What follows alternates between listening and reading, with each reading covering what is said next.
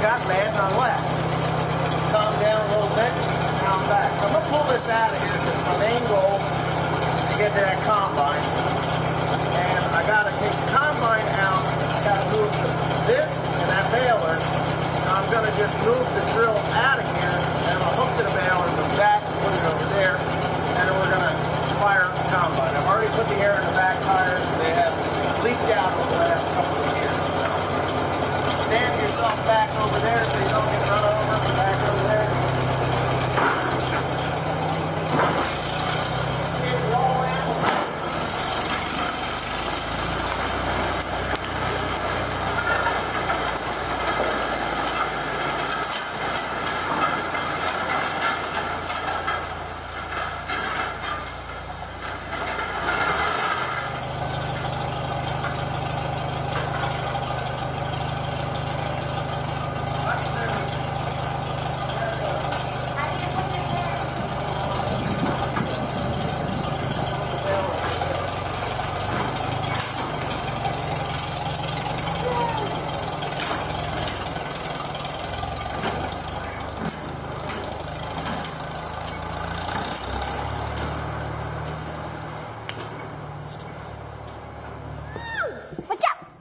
I was videotaping your ass. Okay, so I'll edit all that out. You better. Alright, so the goal here right now is to get the combine out. 2 years ago I parked it in here. I was so disgusted with the soybean yield that I didn't even wash the machine off. But... You got flat tire. No, not a flat tire. What the hell are you talking about? That looks like a flat tire. Okay. I think you're smoking crack. Yeah. Anyway, I'm going to move this M out of the way. Which, I got too many M's. There's 1, 2, 3. 1, 2, 3 M's here. There's a 450 over there, and there's another one over in the other building. But anyway, I'm going to move that M out of the way. And then I got to put the batteries that are charging in here. And I'm going to start it up, and I'm going to take it out of here. Now, years ago when we milked cows, yes, we milked cows. I sold them in 2011. If you're a long-time subscriber, you probably remember some of that. This was all free stalls for the cattle to come into. It was for the winter time, cows would come in, or the heifers and the dry cows would come in here, whereas the dairy barn, the cows were in the barn. They would get turned out around the bunk feeder in the winter time and then back into milk, you know, so they had kind of like a loafing pen situation going on there.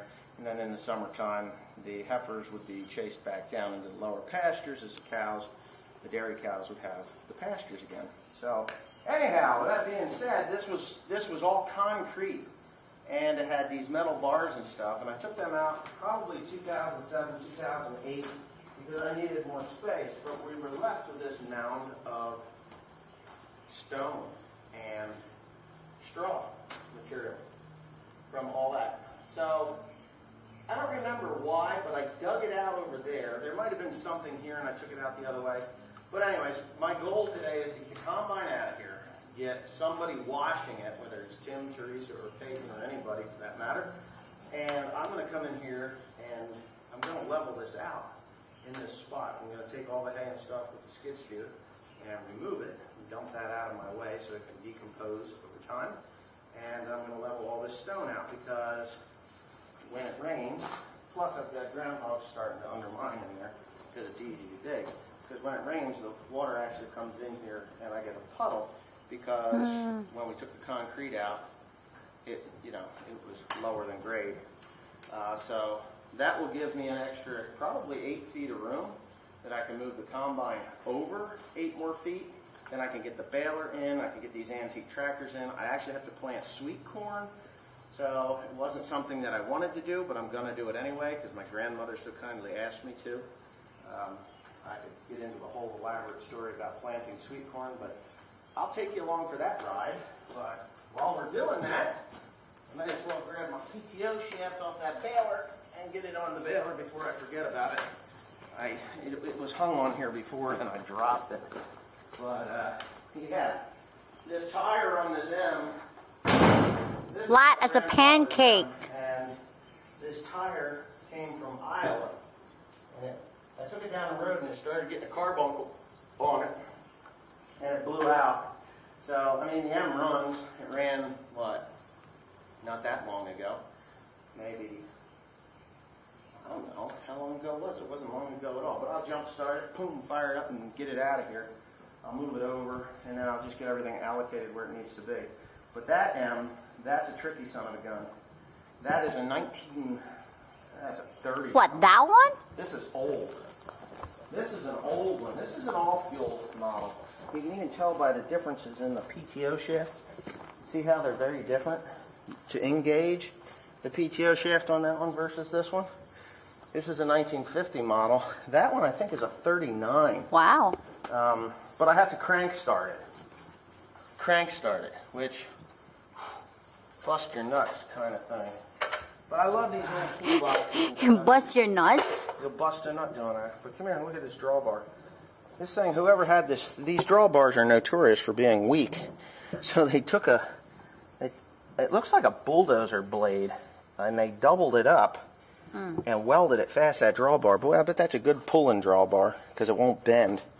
But anyways, with that being said, I'm going to have to, yeah, see, that's how you engage and disengage the PTO. Oh, wow. Got Wow. that big arm on it. But if you come over to this one, Ah, I see. see this one? This one has like a little, like a thrust gear, Okay. you know? So there's an idler. I don't know. I've never had this type And of part. that's their PDO? PTO, power takeoff shaft. Right. So they're very different. The different tractors are different. I think the brakes and everything on that one are just the same. Maybe they're a little different. There's just subtle differences about them over the years. But They're both M. They're both M's, yeah. Yeah. So anyway, I'm going to get this bitch started, hopefully, without hurting myself. And I'd like to see how you start that. this? Okay. You ready? No. This is how you start these things with a weak battery. It should go, right? Right. All right, you ready? I'll say when. Okay. When?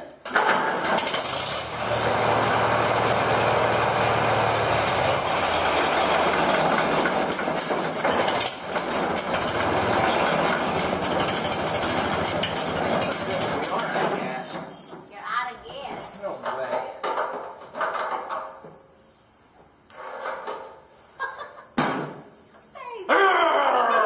That's not how I get day today. I figured you were gonna run out of gas. It started though, didn't it? It did start it. Alright, uncut, unedited. I gotta get this thing moving, so I'll have to go out and get some gas. Alright. In! In! Not out, in. Ah, yeah. Come on, Asian, push your foot on the floor. It's a one even. Come on, let's go. Ready, go.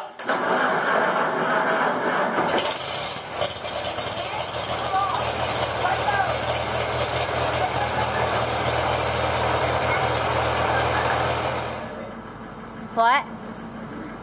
Absolutely.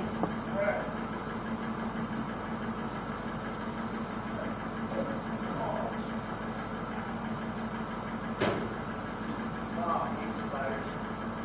Yeah, it's clean up. I can't even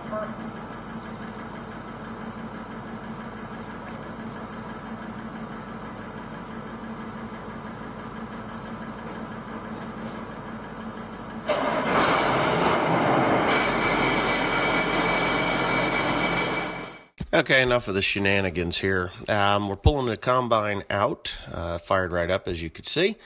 Yeah, I started up the rotors. Everything was fine. I expected a family of coons to come flying out of it, but that didn't happen. Yeah, like I was saying earlier, that this was a freestall barn, and I had to actually take where the cows used to lay because we put them on stone. For drainage, and then we would just put straw on top of it. Cows would work the straw out, but there was always, some kind of manure or stuff that got on top of that. And after we took the free stalls out, then I just never got finished cleaning it up. This has been a few years ago, and I just need more room. And no sense building more building space if you've got it right here. You just got to get it leveled out, cleaned up, and ready to go. So I put this thing in high speed, and me and Teresa are just going to clean this combine. Now, it took hours, not minutes, not 20 minutes. It took hours. There had been a hydraulic pump that had ruptured out the side and dumped oil all over this thing, which kind of preserved it, but it made all that soybean fuzz stick to everything. I mean, everything. So, yeah. So she's running the wand, and you can watch the dirt just roll off of this thing. Anyway, enjoy the rest of the video, and yeah. After all of that time, the combine actually looks pretty good. I am not selling this combine. It's not for sale. So it's just not for sale. The other combine outside, if somebody wanted to buy it from me, I'd sell that one. But this one here, no. I've got it up in here, close enough to the front. I can get around here, and it's as clean as I'd want it to be, really. It'll dry off. Probably come out here tomorrow and start it up and get it so that any of the water that's in the bearings can be worked out if they're settled into the bearings or whatnot. This past winter I was going to start it up and back it out, but the batteries were dead. Someone had left a key on, so batteries were history. But the batteries, I charged them up, and obviously it's working quite nicely. So yeah, I've got that job is complete. So the combine it'll go right to the field and work. I mean, there's minimal stuff that needs to be done to it to actually be fully functioning. Yeah, but it does. I mean, it fully functions. I just hook the header up and oil and grease it, and she's good to go. Change oil, change fuel filters. Probably hydraulic oil could use some attention because it's been sitting for so long. I have a straw chopper. That straw chopper, that thing actually, I would like to just take it off of there. If I use this thing again, take it off. It needs new blades, needs to be balanced. It started vibrating really bad, and it caused these hairline fractures to happen. Now, there was a bit of damage that happened to this thing before we purchased it, and they did damage there, and they actually did damage to the straw chopper, which didn't help matters either. I mean, the straw chopper works really good. I like the way it works, but it's just, it's just kind of screwed up. But yeah, so that's it. When I was done 2014 harvest, I was so pissed off because I only averaged 18 bushels to the acre because of the deer. And when you're fighting deer by yourselves, it's kind of difficult to do. It's not kind of difficult to do. It's downright impossible to do. So we shot them. I'm not shy. I'll tell you, we shot the damn things. They were just unruly. There was nothing that we could do, whether we put lime, fertilizer, or whatever down, potash. You could put potash down until you're blue in the face. It was never going to keep up to a herd of deer, 40 deer on 20 acres. They don't support that. So I was so mad that I didn't care to ever even start the damn thing up again. But today, we're looking at 5 days of rain, and I haven't cut any hay, so I figured that the combine was the way to go. Get that cleaned up and see if there's any damage done to it from mice. And believe it or not, there wasn't. I didn't. It's kind of stinky in there, but I think it's because of, when we bought this thing, it smelled like mouse. But I just opened up 2 boxes of mothballs and threw them in there, and that should keep the mice out of it now for a couple more years. But I think I'm going to try and start it a little more regularly anyway, just because it needs to do that. So, but anyways, I guess that's it for now. I'm going to be moving some equipment around in here a little bit, and after that I'm just going to go right on ahead and go on home and get something to eat because I'm hungry. Thanks for watching. Please comment, rate, and subscribe for more if you want to.